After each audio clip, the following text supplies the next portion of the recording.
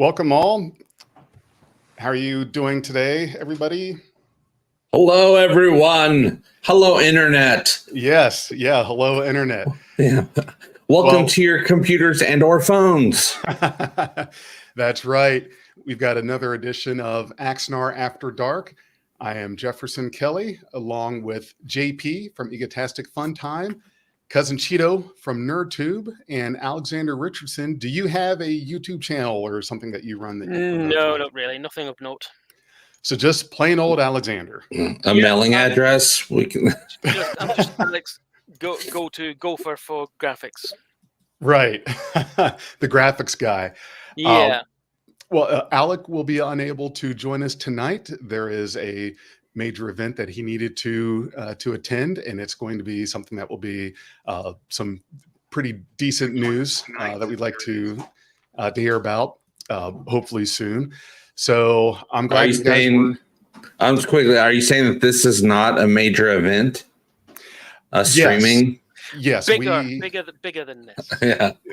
Right. You guys are a pretty big deal. So yeah, not to lower your importance. Wouldn't it be cool if you got a call from Skydance? Yeah. Hey, Alec, we've seen what you're doing. Come here. So I want to hear from you guys. See what you've all been up to before we dive into talking about Axanar. So Cheeto, why don't you lead us off? What has been going on in your world? And now the eclipse, I think, over in your area, wasn't it total darkness? Mm-hmm. You were like right in the path of it. Yep, totality, 100%. How was it? And there? I'm still waiting for my superpowers to kick in. Sometimes they take a few days. Did the world come to an end, as some people predicted? Oh yeah, honestly. No, I mean the world's already on its way to the end. You know. That's true. So, no, it was really cool. I mean, we got totality here. It was really cool to see. Last time we had totality here in this area, which is it's still only a couple hours from you, Jefferson. I mean, right? Yeah, about 4 hours. Did you weren't in totality though? You were close, but not. Complete. We did get totality. Did you? Okay. Yeah. It just depends on the curvature in which it went up. I wasn't sure. Well, what we got was it was kind of like the temperature dropped, which was crazy. Like, oh my God, that was weird. It dropped like 10 degrees where we were. Yes. And it felt like it was kind of dusk. Like it wasn't totally pitch black, which I don't think that can happen at all anyway. No. Because you still have that ring of light around the moon. But yeah, I didn't think we're going to get totality because of the path like just edged Cincinnati. But at least from where I am in a suburb of Cincinnati, we were kind of more in that path. So yeah, we got lucky. Went out and watched it with the kids, and there were people, out watching the whole event, watching the thing, and it was pretty cool. I kept telling them that a portal would open up and there'd be this big space crab with dragon heads that would come out. Yeah. No, Daddy. It looked like a black hole in the sky because I was in. I drove like 2.5 hours so I could see totality, and it looked like there was a hole in the sky. Yes, it is a weird scene. Yeah, it looked like it was CGI, and also looked like a giant Alexa in the sky with the ring around it. Right. And it was a white ring. The sun, of course, is yellow, but at least in my area, the light around it was like a white LED light. Well, the sun is white, from what I understand. Yeah, I thought it was yellow. Or it's a yellow sun because of its temperature, but right. It is a. But from what I can't remember if it was Neil deGrasse Tyson or if it was someone else who said our sun is actually white. It's just with the way, because white is a mixture of all the colors, and so the reason why it looks yellow to us is because as the sunlight goes into our atmosphere and it goes through our atmosphere, it is actually stripped of all of its color except for yellow. Somebody in the comments can double check me on that, but I do remember at least seeing not a TikTok, but like a Facebook reel from Neil deGrasse Tyson on that subject.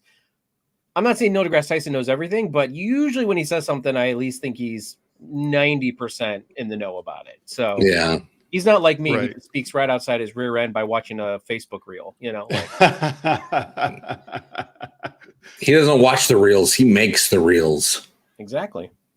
Alexander, But yeah, no. So sorry about that. I think it's a yellow because like there's blue stars and then there's red giants and all that, and maybe those are, I don't know about those, but my thought is it has to do with the temperature of the star. Maybe that's why. I don't know. Well, we usually perceive it as yellow, but this time there was no yellow. I just saw white, and that was it. White light. Yeah, that's pretty much all there was. No, but it was really cool. I mean, pretty much everything stopped in our area for a whole day for this 5-minute event that I literally walked outside of work for probably about 15 minutes and looked up and did anyone take their glasses off while they were looking at the actual, like while it was in totality? Well, I did. Once it was completely covered by the moon, you couldn't see through the glasses anymore. So I took them off, and you can look at it. And I was just seeing it with my bare eyes. Well, these glasses. I was wearing these glasses. Blind. Yeah. Well, no, the thing is like that. I had people who said, I can't see anything. And I said, well, take the glasses off. Now that it's in totality. Yeah, the sun's covered. Without the glasses on. And they're like, yeah. No, I don't want to go blind. I'm like, okay, then you just leave those glasses on and you just miss the whole thing. So they finally took them off and said, oh, you're right. No. Yeah, you won't go blind unless you're staring at the sun, but the sun was covered up. Yeah. Yes. You only go blind if you stare at the sun. Well, everybody was going on about, like, oh, you're more likely to get blind if you look at the sun during the eclipse. And I'm like, you're looking at like, yes, you can go blind by looking at the sun, but you're looking at less sun throughout the entire eclipse. Like, yeah, I'm not sure how you're going to go blind regardless if you look at it long enough, but you're not more likely to go blind during an eclipse than you are any other time. Now, there may be someone here in the chat that can help shed some light on that. Shed some light on that. Why is it that they say there's a higher chance that you could go blind looking at the sun during an eclipse? Staring at it for longer than you normally would. Normally, you look at the sun very quickly and you wince, and that's it. Like there's nothing to look at. Exactly. Yeah. But when you're watching it diminish, you want to watch it. Oh wow! So okay. I think it's the length of time that you. But that's why. But that's what I'm saying is like technically you're just as likely to go blind if you look at the sun during the normal day than you are if you're looking at it during an eclipse. Yeah. So it's like, but they're saying you're more likely to go blind. Yeah, it's just easier to look at it when it's partially covered up because you're not getting a full blast, but you can still go blind. But once it's covered and there's just that halo, you can look at it, but it has to be covered. Yeah. So speaking of which, a lot of the comments are asking about Alec. So we just want everybody to know that we put Alec on the moon so that he could, be 100% a part of totality. So, you could just, if so Alec is technically right now on the moon. He's on the moon. I'd like to visit the moon. That would be cool. I can take it or leave it. Really? Well, Alex, how's it over in your area? No eclipse here, unfortunately. Okay. But we did have a total eclipse in the late 90s here, and it was we got totality here, and it was fantastic.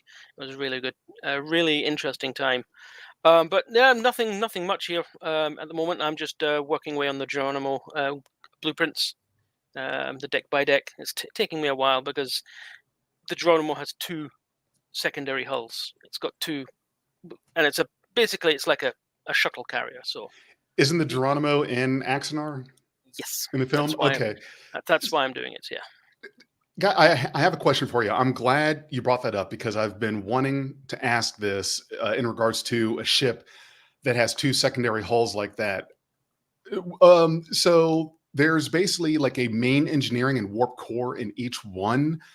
Do they operate independently? I don't get how that works. I'm not putting the warp core in the secondary hulls.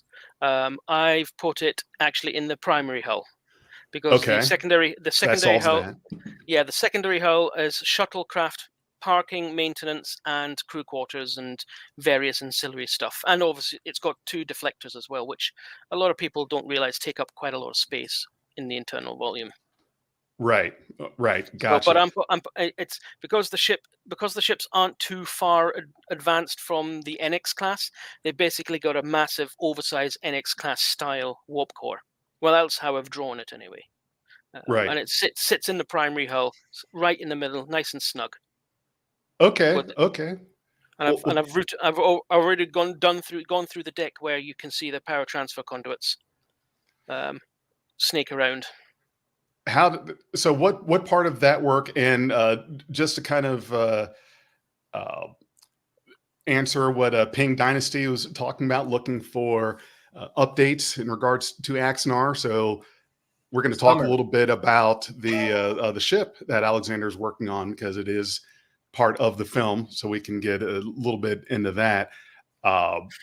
What part of your work is going to be shown in the film? The schematics part, or the actual like images of the ship itself? The schematic, it's more like it's going to be more like it's not going to be seen in the film as such. Okay. You'll obviously see the graphics on the Ares bridge. I did a few little things so that I think that they're going to be featuring talking heads or small action scenes from various different bridges. So they needed slightly tweaked graphics to show that this is a different ship. Right. Typical Star Trek, redress an existing a bridge set with something else, and suddenly you've got a different ship. So that kind of thing. So you will see my graphics in the background, possibly, but the blueprints are more a here, come and buy this if you like it kind of thing. Right. I look forward to seeing that. Sounds pretty interesting. Sounds like just like I did with the Ares blueprints. I did them, and that was a Kickstarter. What was it?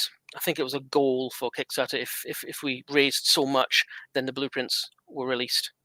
Right. Like full schematics, like with all the different levels and rooms and everything. Every deck I did. And that is a lot. That is quite a lot. Kudos to you. So the Geronimo is going to be slightly better, because I learned a lot doing the Ares. Did you put any bathrooms in the schematics? Yes. Actually, yes. The Ares has quite a lot. I even put it. I'm sure I drew one into the Master Systems display type cutaway side-on schematic as well. I always make a point of putting one in there so I can say, look, there it is. Mm-hmm. One bathroom for the whole ship, but this has a lot of bathrooms. That's great. The Ares is a rack 'em, stack 'em, pack 'em ship. It's Alex said she's a warship. She's not designed for comfort. She's designed to just fight. She has a lot of crew. All the crew quarters, almost none of them have ensuite bathrooms. Unlike we see in Next Generation, for example, where everybody's got their own bathroom. They only used to wash their face. That's all they do in there. Yeah, on the Ares, there's there are actual sections where you can actually see sonic showers and toilets and everything. But on the Geronimo, because she isn't a battleship, I'm actually putting in bathrooms in, but it's going to be shared bathrooms. Like you've got bunks of 6 to a room, but they've got their own bathroom and a sonic shower. Nice. Well, that settles that. See y'all next week. Yep. And Axanar is actively in post-production, so that is being worked on, and we are certainly looking forward to that and the continuing progress on the post-production. We've had some updates from Alec, in case you've missed some of our live streams, that we're looking at a end of summer release, but there's also a possibility of having a premiere at the Mann's Chinese Theater. Am I naming the right one? I think JP, he had. Yeah, that's the place. I don't know if that's the current name, but that's what the name used to be of that theater. Right. Okay. I thought I might be giving it an old name, and that would be more towards the fall. So there's a couple things there, and that would certainly be a big thing. I would make it out for that premiere, or at least I would do everything I could. Yeah. I'd love to try to make it out to that theater. I've seen a few movies there in my time. It's a great theater. if you get through all the crowd so you can get inside. There's a lot of people out in the front looking at all the footprints and handprints of celebrities from back in the day and nowadays. It's certainly a place I'd love to visit. It's a pretty cool area. Just walking around looking at all the different footprints from all the different actors and directors and people in the business. It's a pretty cool thing. What about the bowling alley? Asked Stephen Ross in regards to the Geronimo schematics. The famed bowling alley that's supposed to be on the Enterprise, the original Enterprise, Kirk's Enterprise. Mhm. We never see it, but it's supposedly there. I didn't draw one in the Ares. Again, rack 'em, stack 'em, pack 'em, military ship. But I'll try and remember to fit one in on the Geronimo. There are going to be Easter eggs. There are always Easter eggs. Right. What class is the Geronimo, did you say? Geronimo class. Oh, Geronimo class. Okay. Mm-hmm. Yep, it's the one with the big saucer, 2 big secondary hulls, and 2 nacelles up on its Gotcha. up above. It's almost like a Miranda class upside down with 2 hulls added to it. Are the nacelles ample? If you forgive my engineering parlance. there was a ship like that was shown in Star Trek 2009. I don't know if it was exactly that one. Yes, but it was close. I remember that one. It was close. I mean, the designs of these ships do take from the JJ universe. The aesthetics of them do look very much like that. Well, to be very clear, I actually don't mind a lot of the aesthetics from the JJ films. I actually like it when they kind of take the JJ era and they take like the canon timeline and they kind of blend it into like Strange New Worlds is done and Discovery did with the Enterprise and Strange New Worlds. I don't mind that little blend updated look. You know, I don't want it to go like super high tech like Apple Store bridge, but you know, like I do like the 1701 in Strange New Worlds because it pays homage to the original, but yet it's still it updates it to what we can technically do today. Yeah, like, and I mean, you do have to suspend your reality where you're like, okay, this set is really not going to like this is not what an actual bridge would look like in the 22nd century, you know, when we are, you know, on the course that we're going. You know what I mean? It was a product of the 60s. That's fine. I just the purist is just like, you can have that and that's fine, but don't complain when the rest of the universe moves onward and upward and updates everything. At least as long as they pay homage. As I said, the only thing that I didn't like about the Kelvin was the bridge, because it was like, they really kind of didn't pay too much homage to the original. They're just like, here's this big lens flare Apple Store. But the rest of the ship and, you know, and like the engineering, so like the inside of the Kelvin ships, I'm not too much of a fan of, but like the exterior designs of the hulls and even the classes, like they still did a pretty good job of paying homage to those standard Starfleet type vessels, at least in the exterior. Yeah, I find the JJ prize, as everybody calls it, I just don't like it. It just doesn't look right. The nacelles are too close together. It's huge. It's hideous. It's bigger than a Galaxy class. It's supposed to be, yes, but but when we in Beyond, when the ship's spoilers, when the ship's slowly getting taken apart by the Kral, they run past a window as the camera pans out. You see them run past a window. It shows you, and you take those windows and put it on the visual model. It's no bigger than the original Connie. Okay, so this is just a clerical error on Starfleet's part. It's just J.J. Abrams going, mine's bigger and better. Well, I'll blame it on the multiverse. And you also cannot take anything with Abrams, because in the Abrams movies, like Spock was able to be on some random ice planet and able to see Vulcan get swallowed up by a black hole. Yeah, like exactly. You really space and time and comparative. There's a lot of artistic license that was used in that movie that would not have been possible. Which so as I said, if you're to quote a UK science fictiony kind of show, it's all a bit wibbly wobbly, timey wimey. And that's why it's like with the spoilers. Let's let's just calm down a bit, okay? Yeah, I mean, at the end of the day, as far as I can see, in the script, it actually says it's a mirror universe. Why are the ships so big? Well, it's because they came across this big, massive Romulan ship, and like, oh my god, we need to protect ourselves for anything like that again. So of course they made bigger and badder ships. But all the chairs were normal size. Yeah, I mean, if that's your canon, if that's your head canon reason for it being that way, that's fantastic. Because I don't think it's ever really been said in canon that that's the reason why the ships are bigger. But it's like, well, no, it doesn't say that. No. But that's what I'm saying. Like, if it's your head canon, go for it. I'm not going to tell your head canon's wrong. I think it can be roughly inferred if you add another non-canon source, which was a deleted scene from Into Darkness. There was this pan down, started at the top, coming down in Admiral Marcus's office, and it was the original design of the Constitution class that was hanging from the ceiling. And so in 2233, when the Kelvin was attacked by the Narada, the Constitution class was at least like being blueprinted and drawn. So I 10 think years prior, right? No. Yeah, it was launched in 2244. So it would have been like 25 years, something like that. Well, no. So 2233 is the Kelvin incident, and in the original timeline, 2244 was when the Constitution class was first launched, roughly around there. So what they're implying is that that was the design. That's where they were going. But then this thing happened with the Kelvin in this big ass ship. They didn't know it was just a huge ship, and it was okay. We need to like retool this entire design, and we need to make it bigger.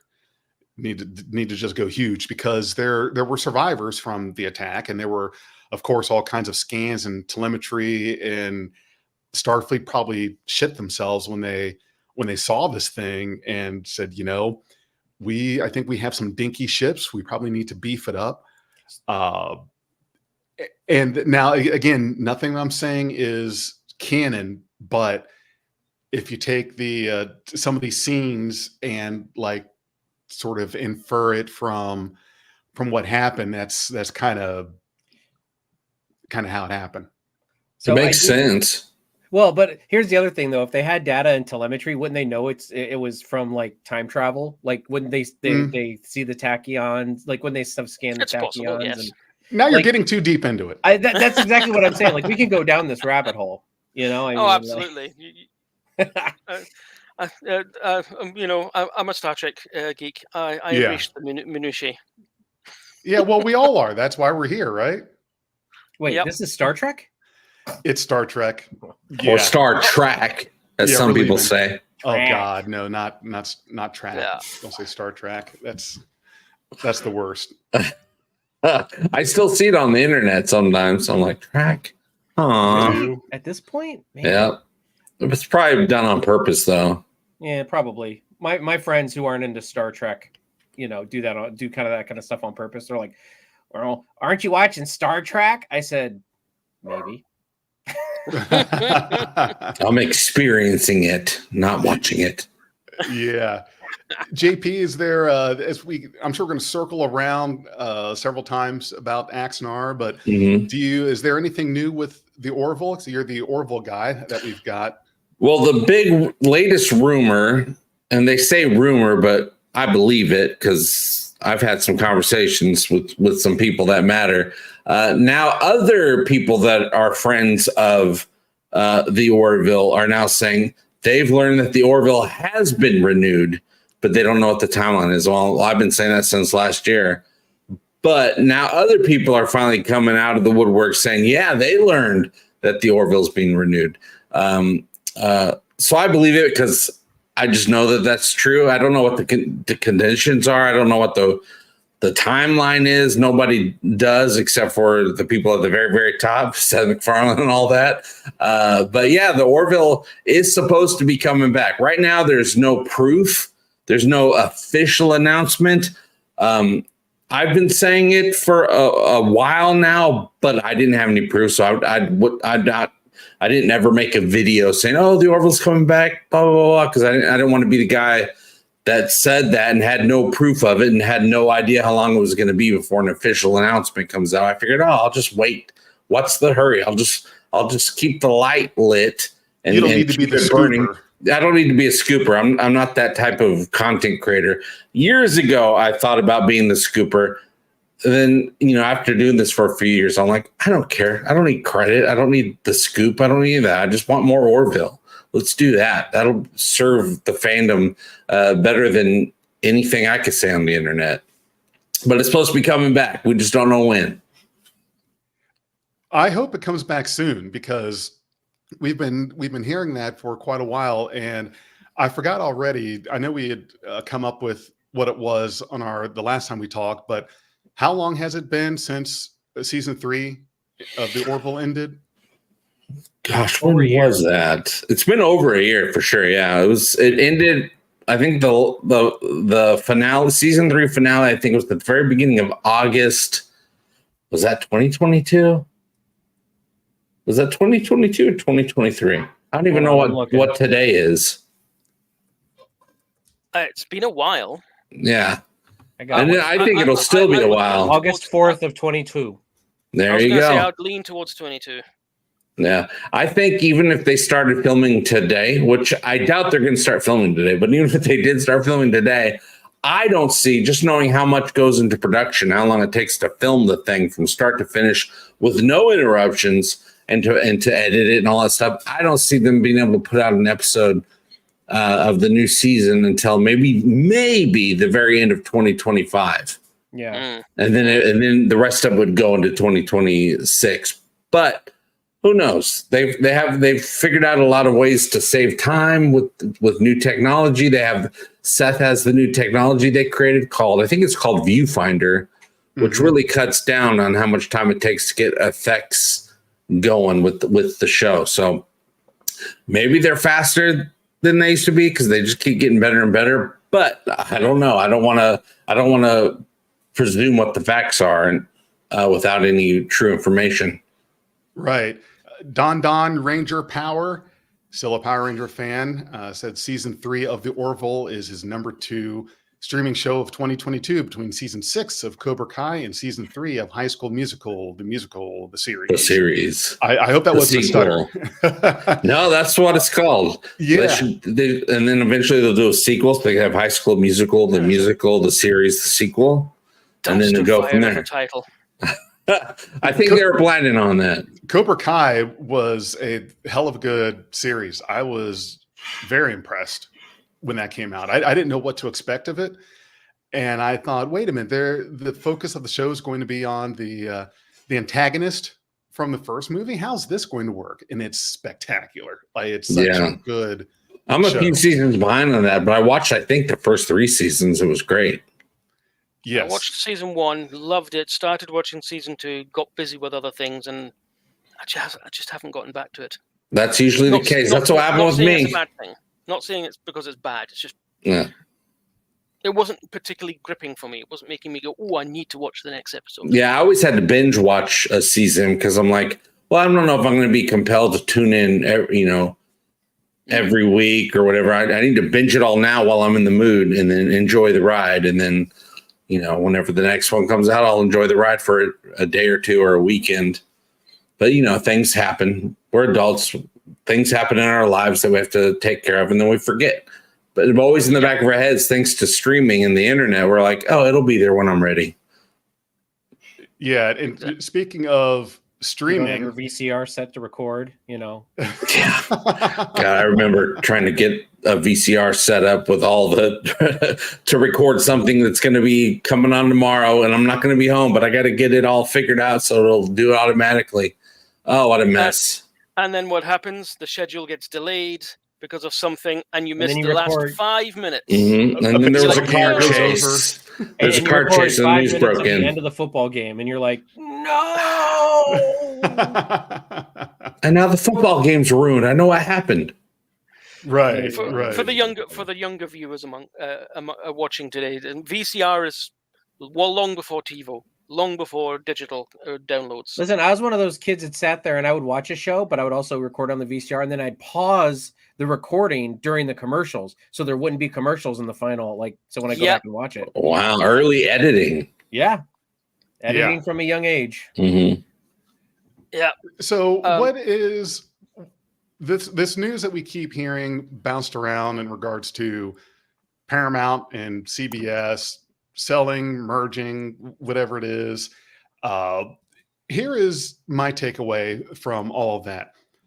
Regardless of who buys who and what does what, I really hope that the incoming, whoever it is, incoming new management executives or whatnot, just do a clean sweep of how they handle the fan films in regards to just all of it. Do it the way that Lucasfilm is. How they handle the fans, period. With embracing those fan films. I think as of course we know, CBS and Paramount, they are how do I want to word it? Maybe I don't want to word it because I have it's my nothing... Star Trek. Right. They are Neanderthals. Yeah. They don't realize fan films promote their products so they get more fans and make more money. And that's what it comes to. You just have to show them how they make money off of it. And they'll probably embrace it. It's actually really funny because, you know, you've got CBS that treats its Star Trek fans like garbage, but then you've got Star Wars where the Star Wars fans treat the actors from Star Wars like garbage, you know, like it's... Somebody's always treating somebody like garbage. Yeah. Yep. Which is crazy. I don't understand that. I really don't get it.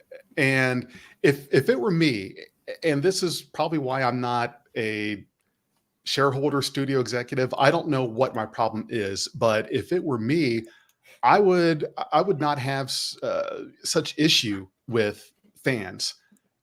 And isn't the whole point is to try to get more fans? Well, yes, but I think here's the thing: the overriding factor is the money, unfortunately, and the money is what's really talking and driving the ship with CBS and Paramount. Is that they want that complete control of the IP, and I get that it's their intellectual property. Sure, no one's saying that it's not, but there's not a single fan film out there that's in danger of making more than any Star Trek movie or television series. So it's not like there's real competition there that you have to worry about. And that's the thing that I've never quite understood the stance that they have with it in regards to let's be as hostile as we can towards the fan film sector. They've never quite understood what they've got in their hand. They've never quite understood what makes Star Trek. Oh, they know what they've got. They've got a cash cow. It's making money as far as they went. They understand profit, but they don't understand the actual. I mean, there are some people, you know, on the shop floor, the producers, the directors, the people that dress the sets. They get it. You know, we're talking about the Doug Drexlers and the Michael Okudas and the Terry Metallises. They know what they've got. They know how Star Trek works, how to make it. But the people who are making the decisions, who are slapping these ban hammers down on people arbitrarily, they don't know. They don't get it. Yeah. They're just going, oh, it's just some geeky thing. We don't understand why, but it's ours, so mine. They just know they're paying a retainer for lawyers. And like, well, we've got to find a reason to use these lawyers. Go out there and lawyers. Yeah. Lawyer something up for us, please. Yeah, absolutely. They would rather cease and desist something than take it and go, we could make money off this. I mean, Alec has said many times before, and he said it long before the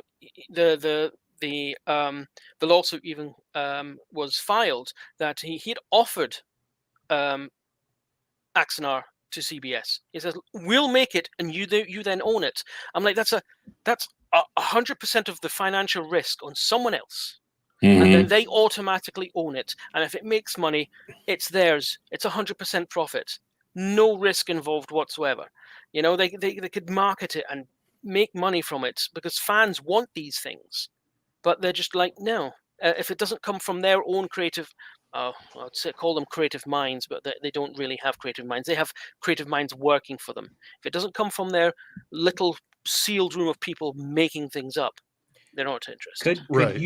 Could you imagine on Paramount Plus or whatever streaming service is going to be, there is a Star Trek section, and you actually have a section of like fan films endorsed by Paramount or whatever, or CBS or whatever. Like, like you could actually have like fan films that are uploaded onto Paramount Plus that are earning them streaming money, with ads or whatever. Yeah. And they're just fan-made projects that CBS and Paramount are endorsing, saying, look, we didn't make these, but it's our product, so we're making the money off of it. But that means that so many people get to see all of this love that goes out. And the other thing is like, then you can bring these people in and make your product like bring it, like from what I've seen from all of Alec's stuff, it's like, bring him in, let him do some writing, let him do some directing with these shows. I don't care if you've got Joe Blow over here that went to filming school. I understand that that's their passion and they actually did the legwork. And Alec did. I don't know if Alec went to filming school, so I actually don't know. But I know he's had acting. He's had acting. Okay. And Yeah, I don't know about the film. He's never said anything about no. I film think school. he's the idea man, and he surrounds himself with people who know how to make it happen. No, but then you can be a producer on something, even with that's what he is. Like, that's what he is. Yeah, Mark Edward Lewis taught him the editing and producing, and he, Alex said when he taught him that, he picked it up right away. Sometimes you just have that knack for the technical part. Yeah, and I get it. Not all the fan films will make the cut with CBS and Paramount. It's got to be a certain quality. It's got to be And I understand that, like, but like you have your Axanars and you have your Avalon Universe films. Those are the ones that I'm most familiar with. The Farragut Forward. Farragut Forward, yes, They look brilliant. Yeah, like, and you bring those in, and you work with the people, and heck, you can even spruce up the sets a little bit, maybe make the lighting a little bit better if you have people that you like to work with. You can have a whole opportunity here to expand your content to very little cost to yourself. And all you have to do is support them. Like, not even financially, just say, here's our section for the, love for the love of Trek, call it that section, for the love of Trek. And that's all you do. Paramount, hire me. Come on, man. How many people have started wanting to do more with filmmaking just by being involved with the fan film process? I know fan films is a stepping stone. I certainly have. Just last night, I was at where I work. We've got this huge green wall. That's part of our green wall, green floor, part of our VR department. It's green. Yes, yeah, it's green. And I filmed several scenes with Steve Harris, with Harris Film Productions. 3 different Star Trek fan films that I'm going to be in, and I've got my whole fancy setup. It's like, okay, I'm going to do this right. We've got all these lights, and had the thing for my phone to work as like a webcam, just high quality, and also have this wireless microphone, because we have a lot of AV type equipment for this department here. Where I work. So it's like, wow, got access to all of this stuff, and you see what these guys are doing, and you get those ideas of, this is how I want to do things.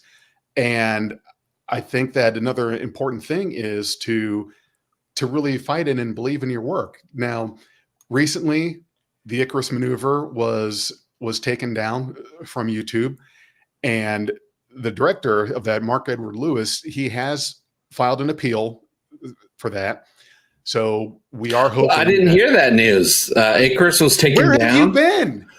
Oh, man, I'm busy working every day. No, you're not that He's watching busy. Cobra Kai. Yeah, I am. No, I'm not watching nothing. Jeez, I'm driving around 12 hours a day. You've been under a rock. Yeah. Yep. I have been. I literally am under a rock right now. I'm in that phase of my life. Let's address this guy's question. Big J, you seem to. I think you've got the best knowledge of what's going on. Yes. So Casey Shafsky asked, "Where is Icarus?" So this was actually the film was released on the 30th on March 31st, and on April 5th, because it was on First Contact Day, I believe April 5th was First Contact Day, that it was removed due to the copyright strike by CBS. And I won't go into all of the details. There's certainly a lot you can read up on. AxanarLegalWatch.com will give you some information there. But the film is no longer on YouTube, and the director has filed an appeal with CBS in regards to that to get that put back up.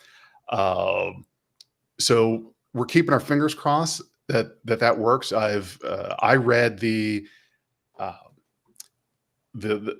what's the word I'm looking for? Letter, brief, or whatever it was that came from Loeb and Loeb in regards to their claim, and also the counterclaim by Mark Edward Lewis. Think lots of very intelligently made points that were being made there. However, and this is just my opinion, is that film should still be there and should not have been taken down. In my opinion, I don't see that film specifically being under the guideline restriction that Axanar is. Like, yes, it's related to that, but it's its own separate and different thing. Now, I'm not a legal expert, so I won't jump into legalese or anything like that. I have an opinion like everyone else, and just from what I know and what I've been reading, to me, it certainly feels like I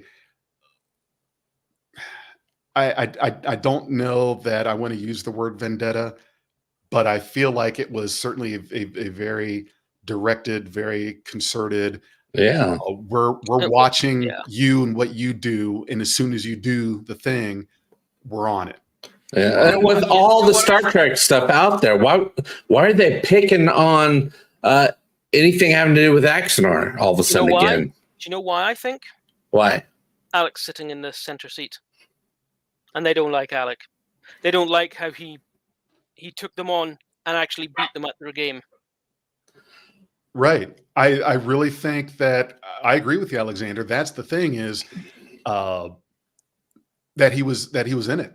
And because he's in it. That's it was a boom. Okay, we can do the thing. But to be perfectly that's honest, insane. There's nothing in the settlement that says he cannot be in other fan films. That's right. Nothing. Especially when it's basically a fan film of his own fan film. Yeah. And that's right. really rubbing them up the wrong way, because they thought by suing Axanar, they'd just make it go away. But Alec went, you know what? No. I know what I'm doing. I've got legal rights. I'm going to take you on. And they eventually settled out of court, which tells you more than anything. And they came up with the guidelines, but even CBS themselves said they're just guidelines. They don't expect people to follow them, but they're being followed. I don't understand. And Icarus follows them. Yeah. And there were a couple minor things. There were a couple of minor things, but nothing to take the video down for. Right. Like, you didn't add a Star Trek fan production at the end of your title. There was this phrase you used in the end credits. You got to change that. Little things like that. However, what happened was they saw Alec and Axanar and jumped right on it. And I have a feeling that it was certainly a jumping the gun that happened there, kind of a oh boy, let's lick our chops and do a thing. I read the C&D that they sent to Mark, and it just sounds like a bunch of buzzwords. There's a lot of buzzwords. There's a lot of buzzwords in there from the settlement agreement and stuff like that they're just throwing at Mark, hoping that Mark goes, "Oh, sorry, woe is me," and disappears. I've gone through 2 divorces. I can tell you, I'm used to reading a lot of legal mumbo jumbo. My sister was a magistrate in juvenile court here in town where I'm at, and her and I talk a lot, and so I'm just familiar with the language and how it goes. To be perfectly honest with you, a lot of the stuff is, in my opinion, meant to intimidate you by words, but reading these big long words and phrases Yeah. to have you be like, okay, well, I don't understand what this is, so it must be bad. Mhm. But the thing is that it's like learning Klingon. It's intimidating when you hear it because you don't know what's being said to you, but you think, okay, this is definitely bad. It sounds bad. Yeah. But once you start kind of getting into it and reading into it, you start to really realize that a lot of it is bluster. There's a lot of bluster there, and there's a whole lot of let's pick on the small guy, because what we'll do is we'll outspend you. That's our goal. Well, yeah, Is they don't know. They know that the majority of people don't have the financial clout to hire lawyers to fight them. well, look at the Yeah. IRS. Billionaires don't get taxed, but a single mom in a shed that didn't small report mom and pop, tips, yeah, small mom and goodbye. pop shop makes a Right. slight little incorrect Yep. something in their tax returns, and boom, the whole weight of the IRS is down on that. That happens here as well in the UK. People that have to declare their own tax. Most people who work for an employer don't have to, but if you work for yourself, you have to file your own taxes. Right. And if you make a mistake, you pay for it. If they make a mistake, you pay for it. Right. That's insane. This is almost reason. And with the new Star Trek, there's a lot of great stuff out there with a lot of the new Star Trek. Not all of it, but a lot of it. But this gives a great reason to boycott CBS. Maybe hurt them in the wallets a little bit. I said for a while, I see when they announced Paramount Plus, I'm like, oh, goody. I'm going to sign up for that as soon as it comes to the UK. Mhm. And then 3 days before the premiere of Discovery Season 4, they pull Discovery off Prime, whereas the only place that you could see it here in the UK legally, and say, right, it'll only be on Paramount Plus. Yeah, but Paramount Plus is only UK and Canada. It'll be on Paramount Plus. They just screwed us over. Right. Well, and I'm like, I am never going to pay for a subscription of Paramount Plus. Yeah. Wow. Well, but here's the thing: is that if No. if everybody pirates, and I get why, and I get your situation, because I actually have friends over on my channel NerdTube who also had to go through that. So, but the thing is where you're talking about boycotting Paramount Plus, that is a great way for us to have no Trek anymore. I'm not saying just throw money at them, but I'm just saying is like, for me, I don't subscribe. I cancel my subscription the day new Star Trek shows go off of Paramount Plus. I've got all of the old stuff on DVD and Blu-ray, so I can watch them whenever I want. But I want Paramount to see, even if it's just one little tick down, I want them to see that they lost my subscription when new Star Trek was off my TV. You know what I mean? So like, I mean, don't get me wrong. Yeah, I get it, and I get I get being upset about it, and that was very poorly handled. And I don't blame if you don't have access to watch it, and you should, which you should have, they should have had it available to you either on Prime, or I'm trying to remember where else you could have watched it over there. Was Hulu? Could you watch it on Hulu or no? Watch what on Hulu? I'm sorry. Discovery, or when they went to Paramount Plus. You could get a subscription of Hulu, but everybody watched it on Prime here in the UK. Yeah. So, but if it's not available, I don't blame you guys for being like, well, I'm gonna yo ho ho it. Like I'm gonna, like I mean, they deserve that. They do deserve that, because if they don't make it available to everybody, especially in this economy and this stature of our technology, like I could see if it's like, oh well, you gotta ship VHSs over across the world. No, we have streaming where it is available to us. And just because, oh well, there's a little bit of a money problem here where we're working out this deal with the UK. I'm sorry, if you're not going to make it available, then you have every right to yo ho ho it when absolutely. Yeah. So I mean, I still support it, kind of, because here in the UK, and I think the Europe as well, Netflix still has all the legacy shows. So TOS up to Voyager, and Enterprise as well. Well, and So they've got all them still, all the episodes, and including the high def versions. nice. So And I that's the still way to watch do them. it. And that's the way to do it, because I mean, one of my favorite DC shows, Young Justice, was one that was really like, people watched that show over and over. I was one. I love Young Justice. And when they started doing when it went over to Max, and then people started watching Young Justice on Max, they're like, oh wow, there's an actual following for this show. I guess we should bring it back. You know what I mean? Right. So like that is the way for us, for all of us to be heard. So I'm just saying, like, for me to boycott Paramount Plus is like, it would only hurt the product. If for you guys, if you have an actual reason to boycott, like, hey, we don't have access to Paramount Plus, and then when it comes in, you're like, well, I'm not giving you your money. You really screwed us over. I get that. But like, calling other people to boycott it would only hurt the product, in my opinion, because then they'll be like, well, I guess there's no more Star Trek. Nobody's watching it.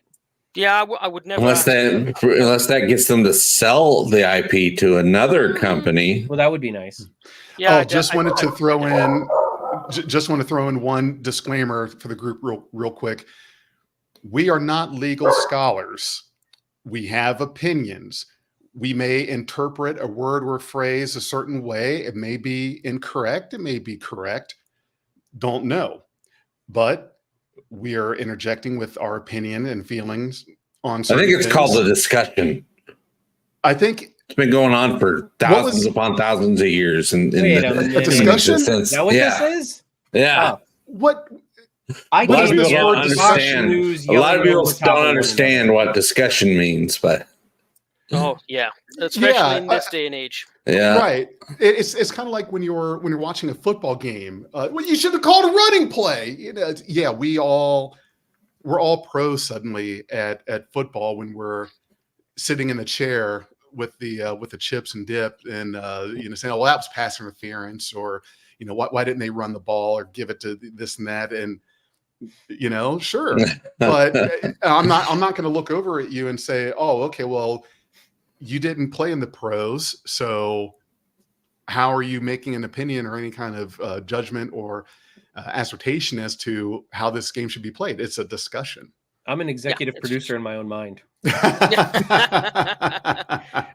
you guys mind if I pivot a little bit and just ask a quick question? Or sure, yeah. I don't know how long we have left here.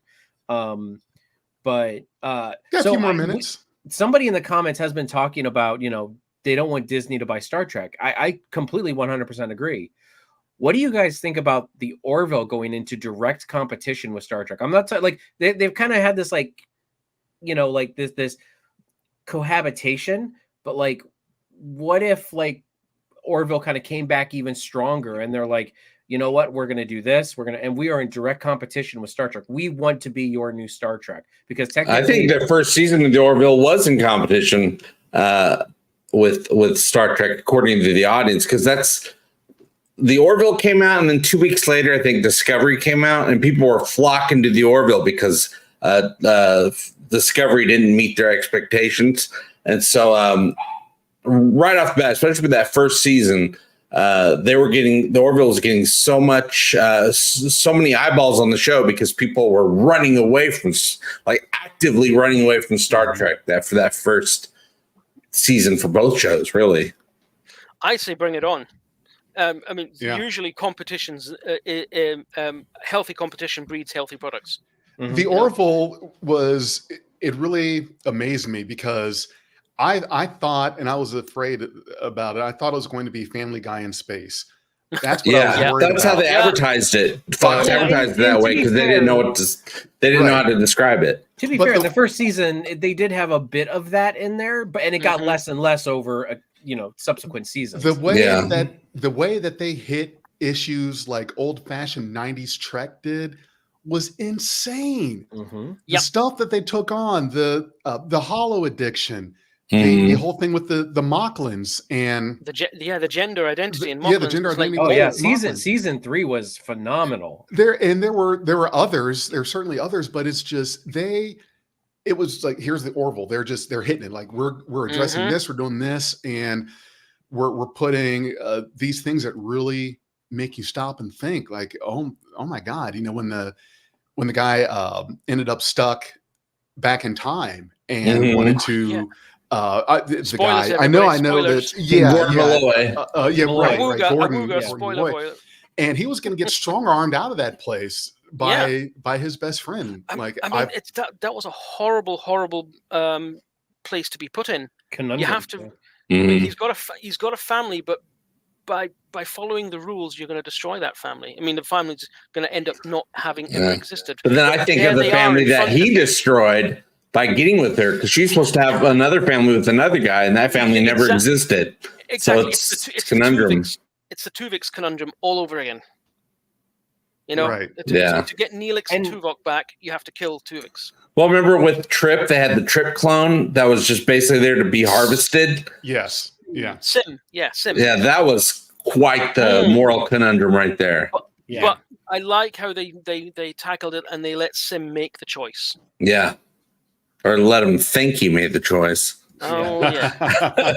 As long as he makes the choice we all want.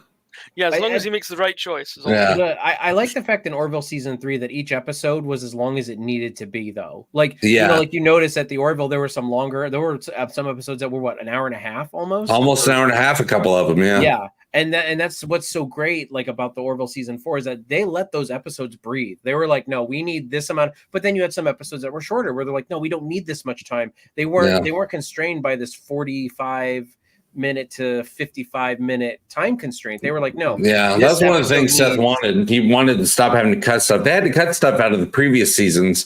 And Seth hated that. He's like, I want to tell the story I want to tell. So that's another reason he was excited to move to streaming, is to not be edited down anymore. But the tone of season 3 is the tone Seth always wanted for the show, but he couldn't sell it to Fox unless he put that humor in there, more of the humor in there. That little bit of Family Guy humor in it. Season 1 got his foot in the door. Yeah. Yeah. And now once he had it in, he pushed the door wide open. Oh yeah. And I mean, it's fantastic. I love the penultimate episode of season 3.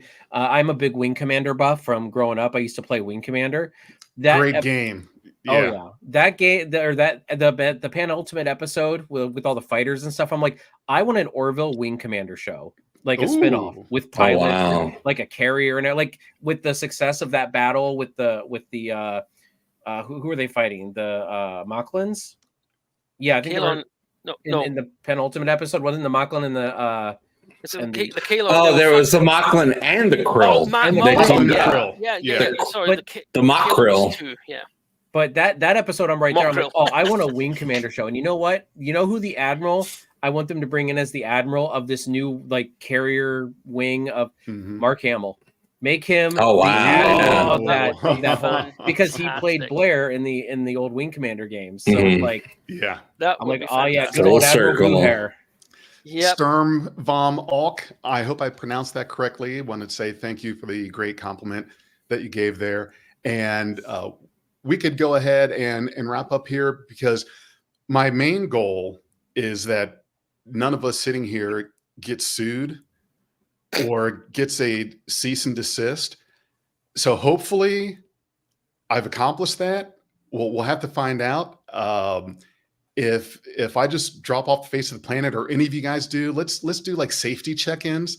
Like, yeah, I'm still good. I'm still here. You're still good. Oh, yeah. I'm still driving around. Right. Still driving around. Yeah. I haven't been told I have to stop talking and stop having an opinion. Although that be careful, or you get yourself Epsteined. Yeah. Oh, right. Yeah. Don't go to jail. Just don't go to jail.